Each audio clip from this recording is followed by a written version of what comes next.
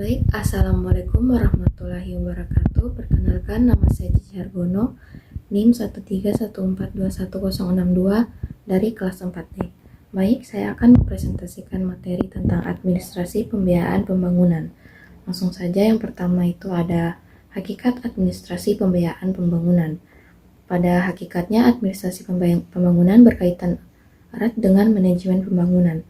Oleh karena itu, sebagian orang berpendapat bahwa pengelolaan atau manajemen itu sama dengan administrasi, sehingga istilah manajer dan administrasi itu sama. Administrasi pembiayaan adalah kebijakan dalam pengadaan keuangan untuk mewujudkan kegiatan kerja yang berupa perencanaan, pengurusan, dan pertanggungjawaban suatu lembaga terhadap penyandang dana baik individual maupun lembaga.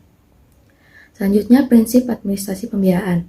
Yang pertama, hemat, tidak mewah, efisiensi sesuai dengan teknis yang disyaratkan. Kedua, terarah dan terkendali sesuai dengan rencana program atau kegiatan. Tiga, terbuka dan transparan dalam pengertian dari dan untuk apa keuangan lembaga tersebut perlu dicatat dan dipertanggungjawabkan sesuai bukti penggunaannya. Keempat, menggunakan kemampuan atau hasil produksi dalam negeri.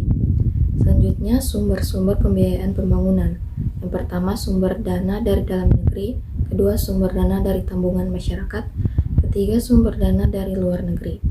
Selanjutnya, anggaran belanja sebagai program kegiatan pemerintah. Anggaran belanja mempunyai dua segi, yaitu segi penerimaan dan segi pengeluaran. Pelaksanaan kebijakan dari kedua segi tersebut mempunyai pengaruh langsung terhadap berbagai bidang ekonomi, sosial di sektor pemerintahan maupun swasta. Oleh karena itu, anggaran belanja menjadi sangat penting sebagai suatu program aksi pemerintah. Untuk dapat memenuhi fungsinya sebagai program aksi yang menunjang usaha pembangunan secara berencana, maka anggaran belanja dan penyusunannya sebaiknya dikaitkan dengan perencanaan pembangunan.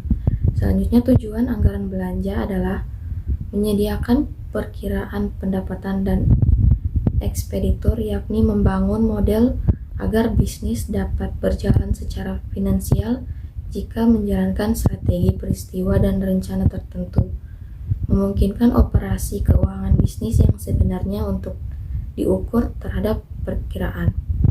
Selanjutnya, jenis-jenis anggaran belanja yaitu anggaran belanja penjualan, anggaran belanja produksi, anggaran belanja tunai, anggaran belanja pemasaran, anggaran belanja proyek, anggaran belanja pendapatan, dan anggaran belanja ekspeditur.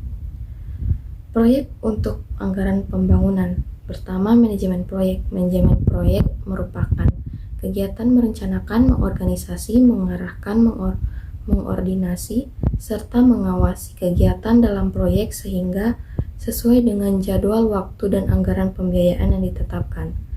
Kedua, manajemen dan proses perencanaan. Proses perencanaan adalah kegiatan pendahuluan setiap proyek. Kegiatan tersebut dapat dikerjakan di dalam atau di luar pengelolaan kontraktor.